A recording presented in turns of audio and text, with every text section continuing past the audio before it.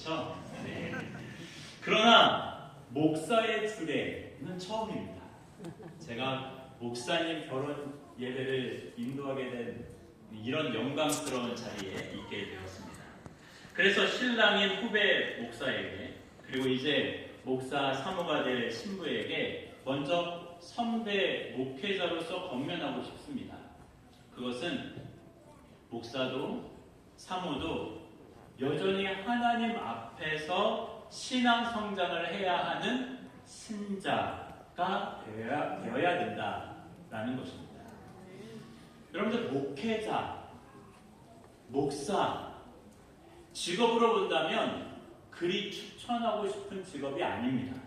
왜냐하면 굉장한 감정 노동의 직업이기 때문에 그렇습니다.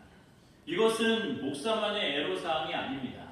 오히려 사모님이 훨씬 더 심할 수가 있어요. 사모님이 훨씬 더 강한 감정 노동을 느낄 수가 있습니다. 평신도들에게 자기 감정을 다 드러낼 수가 없습니다. 평신도들의 감정을 다 받아줘야 됩니다. 평신도들의 희노애락을 다 수용하고 다 그대로 들어줘야 됩니다. 그러나 목회자 가정은 평신도들에게 편하게 모든 것을 다 오픈할 수가 없는 것입니다. 그래서 목사는 사모가 가장 귀한 친구가 될 수밖에 없습니다. 사모가 가장 귀한 동역자가 될 수밖에 없는 것입니다. 그래서 목사와 사모는 직업으로서 목회자가 되면 안 되는 겁니다. 하나님 앞에 부름받은 소명자로서의 목회자가 되어야 하는 것입니다. 늘 하나님의 소명을 인식하는 우리 신랑 신부 되시기를 간절히 부탁드립니다. 그러나 여기에서 제가 권면드리는 것은 목회자가 어떻게 평신도를 가르치고 어떻게 평신도를 리드해 나갈까에만 집중해서는 안 된다라는 거죠. 목사와 사모는 여전히 하나님 앞에서 하나님의 가르침을 받는 신자가 되어야 되는 것입니다.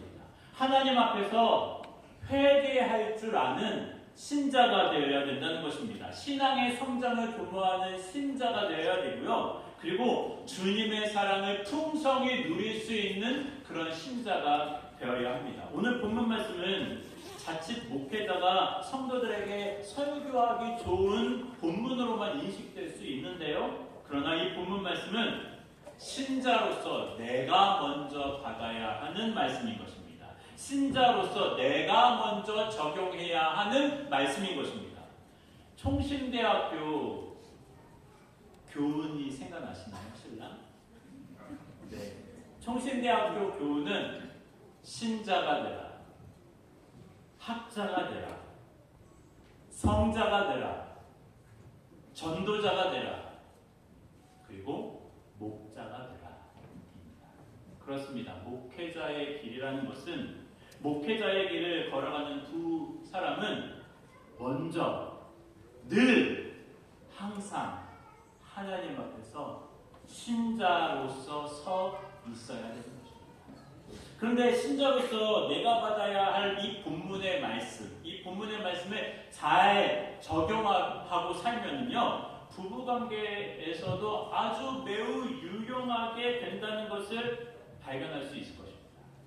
보통은 이 말씀을 옆집 이웃 아니면 타인과의 관계 이렇게 적용하기가 쉽죠. 그러나 이 말씀을 남편과 아내의 관계에 적용해 보자는 것입니다. 자, 행복한 결혼 생활, 행복한 부부관계의 비결은 이것이다 라고 오늘 본문 말씀이 우리에게 가르쳐주고 있는 것입니다. 12절 말씀, 너희 가운데에서 수고하고 권하는 자들을 알아주라 라고 말씀합니다. 행복한 부부관계의 비결이 뭐냐? 서로의 수고를 인정해 주라는 것입니다. 인정해 주십시오. 남편으로서 수고하는, 아내로서 수고하는 서로를 인정해 주십시오. 13절, 사랑 안에서 가장 귀히 여기며 너희끼리 화목하라 하십니다. 행복한 결혼 생활의 비결은 서로를 사랑하고 소중히 여기라는 것입니다. 서로 사랑하고 소중히 여겨주십시오. 14절 말씀, 마음이 약한 자들을 격려하고 붙들어주며 모든 사람에게 오래 참으라, 이렇게 말씀을 합니다. 행복한 부부 생활의 비결은 서로 비난하기보다 서로 격려해 주라는 것입니다. 우리의 남편의 마음이 약해질 수가 있고 우리 아내의 마음이 연약해질 수 있습니다. 그때 왜 그래? 라고 하지 말고 어떻게 하라고요? 토닥토닥 격려해 주고, 그리고 붙들어주고, 그리고 오래 참아주는 것입니다. 여기까지 정리 한번 해볼까요? 정리해보면 서로를 인정해주고, 서로를 사랑하고 소중히 여겨주고, 그리고 서로를 격려하고 오래 참아주라는 것입니다. 이거 중요합니다. 부부관계에서 오래 참아주는 거 너무너무 중요한 일입니다. 이제 하나님 앞에서 결혼 예배를 드리는 신랑과 신부는 이 본문 말씀, 이 하나님의 말씀대로 서로를 인정하고 서로를 사랑하고 소중히 여기며 서로를 격려하고 또 오래 참아주는 행복한 그런 남편과 아내가 되시기를 주님의 이름으로 간절히 축원드립니다. 그런데 이렇게 살아가기 위해서는 내 노력과 내 의지만으로는 참 안 됩니다. 힘듭니다. 누구의 도움이 필요하냐면 성령님의 도우심이 필요합니다. 여기에 오랫동안 결혼 생활하신 분들 잘 아시죠? 누구의 도움이 필요하다고요? 성령님의 도움이 필요합니다. 좋은 목회자와 좋은 사모가 되기 위해서도 성령 하나님의 도움이 필요하고요. 또 좋은 남편, 좋은 아내가 되기 위해서도 성령님의 도움이 너무너무 절실합니다. 그래서 또 이렇게 말씀드리고 싶습니다. 행복한 결혼 생활, 행복한 부부관계를 위한 비결은 성령 충만합니다. 성령 충만해야 합니다. 오늘 본문 말씀을 보십시오. 16절 말씀, 항상 기뻐하라 하십니다. 성령 충만하면요 항상 기뻐할 수가 있습니다. 또 17절 말씀은 뭐라고 말씀하시죠? 쉬지 말고 기도하라고 하십니다. 예, 쉬지 말고 기도해야 되죠. 남편은 아내를 위해서 기도하고 아내는 남편을 위해서 쉬지 말고 기도해야 됩니다. 기도해야 성령 충만 받을 수 있고요. 기도해야 좋은 남편이 될 수가 있습니다. 기도해야 좋은 아내가 될 수 있는 것입니다. 18절 말씀, 범사에 감사하라 하십니다. 성령 충만하면 범사에 감사할 수 있게 되는 것입니다. 또 감사하면 성령님의 도우심을 더 많이 받을 수가 있어요. 그리고 서로에게 감사하면 더 좋은 남편, 더 좋은 아내가 될 수 있겠죠. 19절 말씀은 더 노골적으로 말씀하시네요. 뭐라고 말씀하시죠? 성령을 소멸하지 말라. 항상 성령 충만함을 유지하라 라는 것입니다. 그리고 항상 성령 충만함을 유지하기 위해서 20절에 이렇게 말씀을 하시네요. 예언을 멸시하지 마요. 이 무슨 말씀이죠?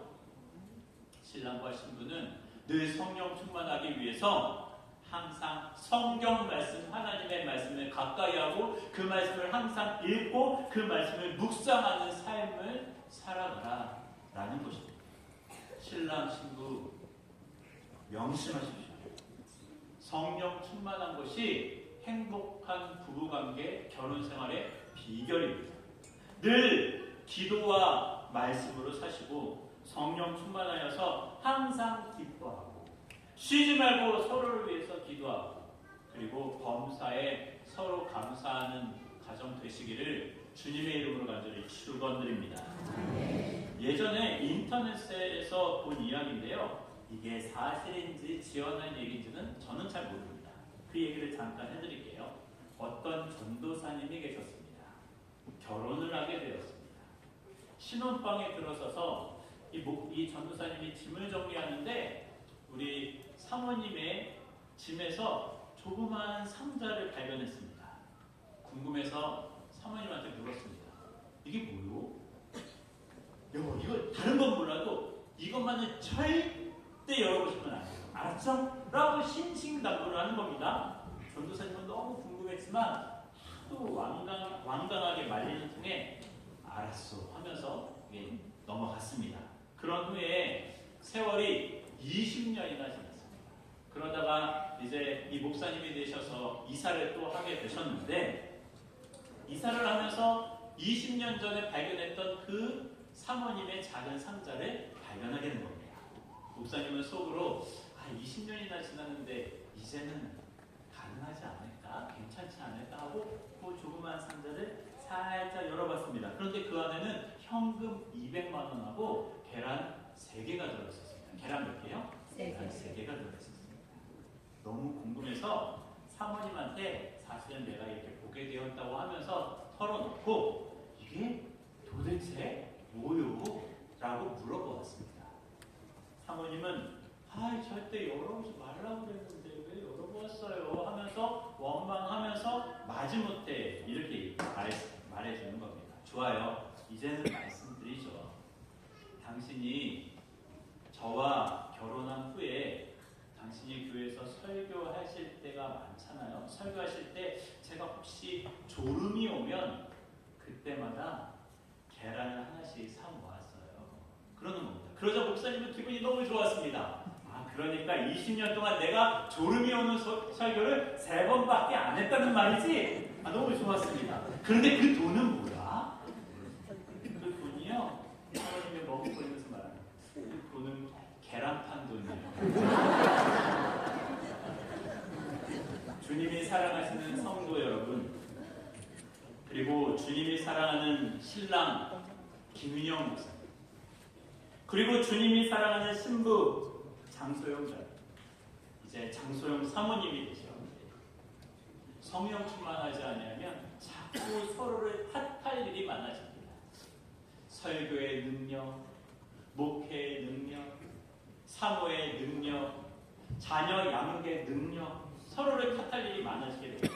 그러나 성령 충만하면 서로를 인정하고 서로를 사랑하고 서로를 소중히 여기고 서로를 격려하고 오래 참아주게 되고 싶습니다. 또 성령 충만하면 서로 같이 기뻐하는 일이 많아지고, 성령 충만하면 같이 기도하게 될 것이고, 성령 충만하면 서로 감사할 일이 많아지게 될 것입니다.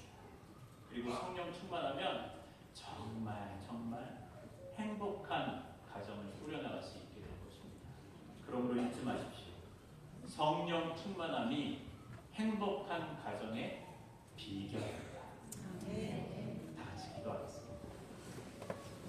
사랑과 은혜가 많으신 아버지 하나님, 신랑 김윤영 군과 신부 장소영 양이 이제 결혼해서 한 가정을 꾸려나갈 터인데 성령 충만해서 행복한 가정 꾸려나가게 하여 주옵소서. 예수님의 이름으로 기도드리옵나이다.